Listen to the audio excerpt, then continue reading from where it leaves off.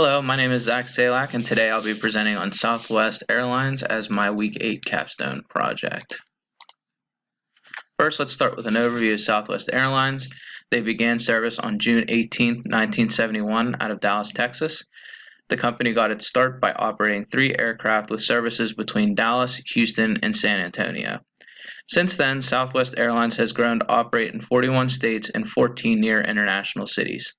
The company has grown its fleet from 3 aircraft to approximately 750 Boeing 737 aircraft. Southwest Airlines has had great financial success in the airline industry. The company has been profitable for over 40 consecutive years and counting. As of December 2018, Southwest's 10K shows that the airlines was the largest domestic carrier in the U.S. as measured by domestic operating passengers. This was per the 2018 figures presented by the Department of Transportation. Southwest Airlines is considered one of the biggest disruptors in the industry, bringing in the low-cost model to offer customers low-priced fares. Due to large number of passengers and low cost, Southwest has been able to enjoy significant profits year over year. Now let's take a look at the airline industry as a whole. The industry is highly competitive, with many airlines operating domestically and internationally. There are 2 main models that airline carriers use. The first is the hub and spoke model, which routes passengers from hubs to destinations by flying through other hubs and spokes. Spokes can be considered more of like an endpoint. Typically in this model, there are multiple stops as the airline carrier routes passengers from one hub or spoke to their ultimate destination. The other model that airlines use is known as the point-to-point model and focuses on short, direct routes for passengers to reach their locations. This is the model that is used by Southwest. The industry can be broken out into different cost categories. The first category is the traditional cost category. This is like an American Airlines, a Delta, or a United. Low-cost carriers such as Southwest Airlines and ultra-low-cost carriers like Allegiant Airlines and Spirit Airlines are 2 other cost categories. Ultra-low-cost providers are a relatively new concept and involved offering low base fares with unbundled services. Services like upgraded seats or flying bags are purchased at additional cost. This model is looking to disrupt the current low-cost model that Southwest Airlines uses and also impact the more traditional carriers like American Airlines. Other than labor cost, fuel has the greatest impact on cost structure. Fuel can fluctuate significantly, and as a result, many airlines hedge their fuel costs. The airline industry has a few key drivers. The main driver is customer service and satisfaction. This is likely not surprising as they are in the transportation service industry. Low fares are typically the customer's number 1 priority, followed by amenities and value-added services such as free in-flight entertainment or snacks. Fuel costs can significantly impact the industry as a whole. As a result, this is a large driver for most airlines in the industry. Finally, overall travel and transportation costs affect the airline industry. If fares become too high, customers will likely look to alternative routes and methods of transportation. In Michael Porter's 5 Competitive Forces That Shape Strategy discussion, he mentions that the airline industry is one of the least profitable industries to operate in. Let's discuss why that is. First, rivalry amongst competitors is very high. There are many airline companies that fly both international and domestic. In relation to competition, the threat of new entrants is very high. New companies have entered and will continue entering the airline industry. Companies that have the capital to begin operations are free to enter the market and can mimic current operations of airlines. Customers in the airline industry are extremely knowledgeable and as a result have significant buying power. Fare prices can be compared using online tools, and selecting the cheapest airfare is significantly easy and comes at little to no cost to the consumer. When fares to fly increase significantly, customers can choose other modes of transportation like car, bus, boat, or train travel. As a result, the threat of substitute is significant.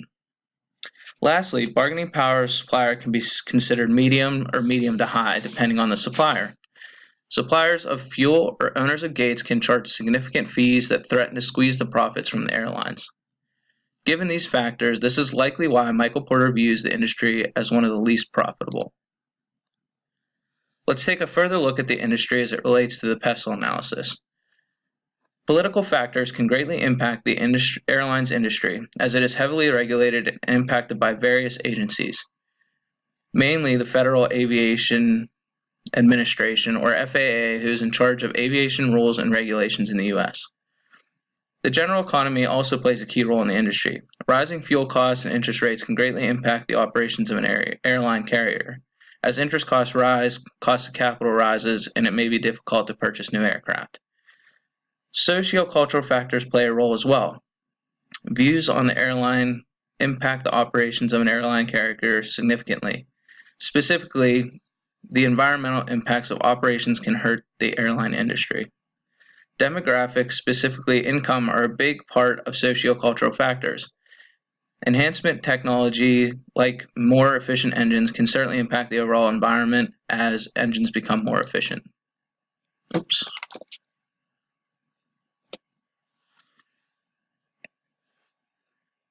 Jet fuel has a significant environmental impact as it relates to greenhouse gases in the as it releases greenhouse gases into the atmosphere. Similar to political factors, litigation can result if FAA regulations and rules are not followed. This is the same for any laws relative to international destinations that the airlines industry operates in.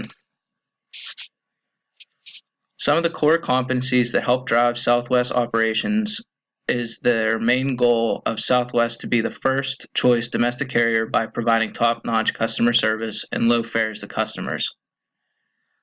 Low costs are achieved by route optimization and flying shorter routes point to point. This cuts down on the number of trips an aircraft takes as flights are direct.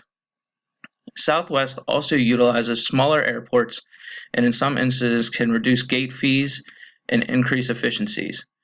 Because smaller airports have less traffic, they spend less time at gates and can resume flight operations much quicker. Southwest promotes high-end customer service, which begins during the hiring process. The company is very selective in the employees that it hires. Once hired, employees are given competitive benefit packages that include profit sharing. In turn, the company feels that the employees will be more likely to provide great customer experience. Customer satisfaction is also boosted through additional perks offered by Southwest, such as free bags and lenient cancellation policies. Now let's take a look at a SWOT analysis to further break down Southwest operations. So their main strengths are that they're one of the largest low-cost carriers, they have great customer service, they have a strong financial position that's shown by their over 40 years of profitability, and they have high employee compensation and benefits that keep employees with the company. Their main weakness is their current travel destinations. Many passengers are forced to other airlines when they want to fly international. Some opportunities are offering more international flights, and then also opportunities to become more fuel efficient as technology increases. Their main threats are the threat of government regulation, their strong market competition as there's a low barrier to entry, so competitors are frequently joining, and the threat of public opinion as it relates to greenhouse impacts and environmental impacts. If we look at a few financial charts, we can see Southwest's strategy at work. The first chart is comparing the operating ratio of Southwest Airlines to American Airlines. This ratio is the percentage of operating expenses compared to revenue. As you can see with the chart, Southwest ratio is smaller in each year of operations in the previous 5 years. The largest disparity coming in 2018 with almost a 10% difference in operating ratio between the two airlines, thus showing Southwest's dedication to low cost, which they can then support the low fares they offer to consumers. This next chart takes a look at the breakdown of operating expenses for 2018. For comparison purposes, labor, fuel, and rent and landing fees were broken out. All other expenses were grouped together. As we can see here, labor costs are approximately 41% of all operating expenses for Southwest. This is compared to the 29% for American Airlines. This shows that Southwest's strategy is working by offering employees great benefit package and focusing on providing them as many benefits as they can to boost customer service. Southwest, as a result, dedicates a significant amount to the cost of labor. Southwest Airlines issues relate to many of the previous issues discussed with the general industry as a whole. Competition is extremely high, and there are low barriers to entry. A recent rise of ultra-low-cost providers that unbundle services and charge really low base fares have impacted the industry. Southwest is no different, as its low-cost fare model is now at risk. Consumer buyer power is high. Customers can easily compare and purchase the cheapest fare. Furthermore, cost fluctuations in fuel, gate fees, and repairs and maintenance impact Southwest, with the most recent impact coming from maintenance costs. Throughout 2019, Southwest flights have been grounded due to maintenance at a higher rate than usual, the most recent issue coming in November 2019. As a result, passenger revenues and satisfaction suffered and costs rose. To combat some of these issues, Southwest could implement some of the following. First, when flights are grounded due to repairs and maintenance, they could offer passengers impacted larger perk packages. For example, refunding the flight and offering a credit for their next purchase could be beneficial. Further analysis could be done to figure out the appropriate offering to passengers.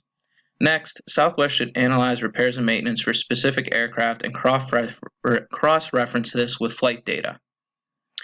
Aircraft that have repairs and maintenance costs should have high repairs and maintenance costs should have shorter routes that are not exposed to harsh elements. This could help limit the required repairs and maintenance on those aircraft. When the repairs and maintenance costs become too high on the current fleet, they will need to replace the aircraft. This is not a complete negative, as new aircraft will likely be more fuel efficient. The cost to replace the fleet could potentially be offset by analyzing routes and removing or temporarily halting service to unprofitable destinations. Lastly, Southwest needs to continue to focus on low fares and customer service. These are the driving components to its overall strategy. So in conclusion, Southwest has to be aware of the highly competitive industry. Its current low-cost strategy allows them to keep fares low for passengers. Focusing on its employees has greatly impacted Southwest's operations as customer service continues to be of high quality. This in turn will bring customers back to the airlines.